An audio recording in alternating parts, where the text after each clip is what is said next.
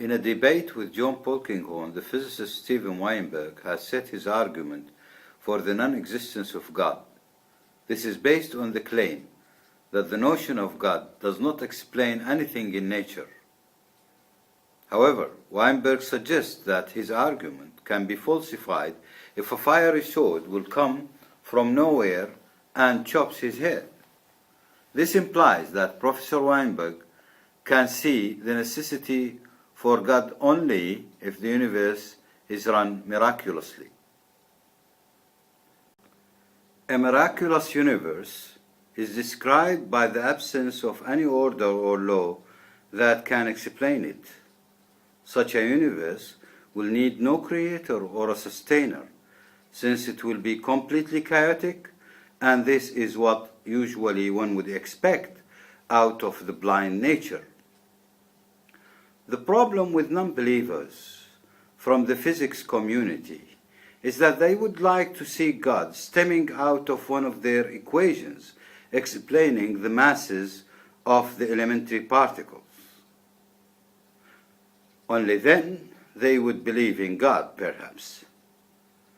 This is why they call the Higgs bosons God's particles.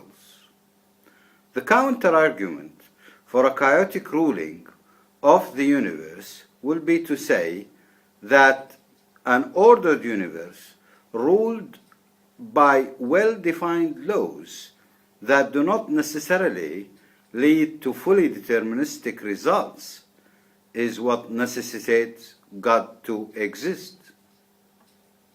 This is because we need to have an operator for the laws of nature, and we need an algorithm by which the action of these laws is so coordinated as to achieve fruitful results. Otherwise, the action of the laws of nature cannot be explained.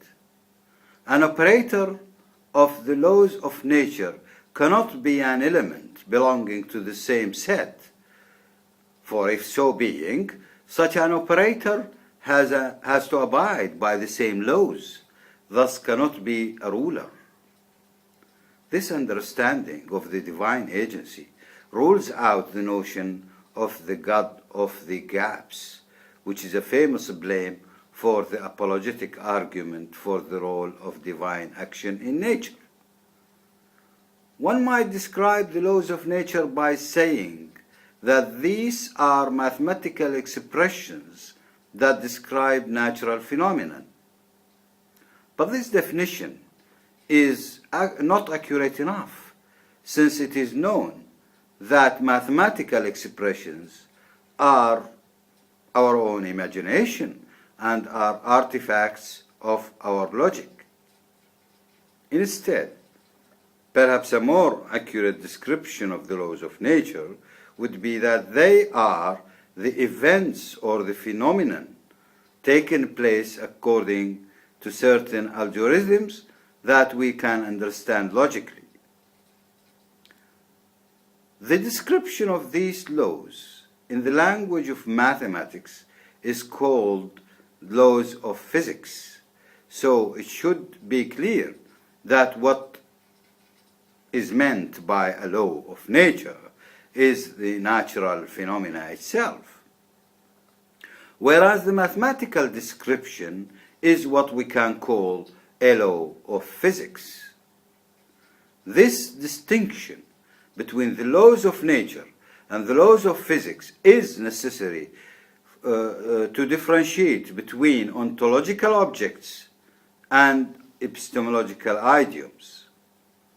Furthermore, I can say that such a distinction becomes necessary after we have realized that the description we devise for the laws of nature can be changed due to development of science. For example, Newton's law of gravity is different from Einstein's law of gravity, despite the fact that these are describing the same phenomena. Gravity is a law of nature, but Newton's gravity and Einstein's gravity are two different laws of physics. Defined as such, we can say that the laws of nature are ontology and the laws of physics are epistemology. Measurements of physical properties is an ontological operation. So when we discover the measurements, when we discover that measurements are indeterministic, then we can say that the laws of nature are therefore indeterministic. On the other hand, most of the laws of physics are deterministic. An example is the Schrödinger equation, which is known to be deterministic, while observables contained in the Schrödinger equation are indeterministic. For something to be indeterministic means that there is some kind of a democracy in acquiring the values at that moment. This is what we call acquiring such a value and not any other value should be done in accordance with certain rules, or otherwise nature will be completely chaotic. Chaos may underlay the nature of the physical world, but the fact that the measured values of physical observables are centered around an average, that is what we call the expectation value, suggests that the allowed values are some fluctuations around a prescribed value, which might suggest that these values are not completely chaotic. This suggests that there is certain authoritative order structuring the world. Such an authoritative order sets the rules, and consequently the order of the world. Such rules may be taken to stand behind the ordered nature, preserving the indeterminacy of nature from turning into complete chaos. Physical laws of quantum mechanics are an approximate description of such rules. Indeterminacy of the world is an observed fact. For this reason, we consider it as a law of nature, rather than being a law of physics.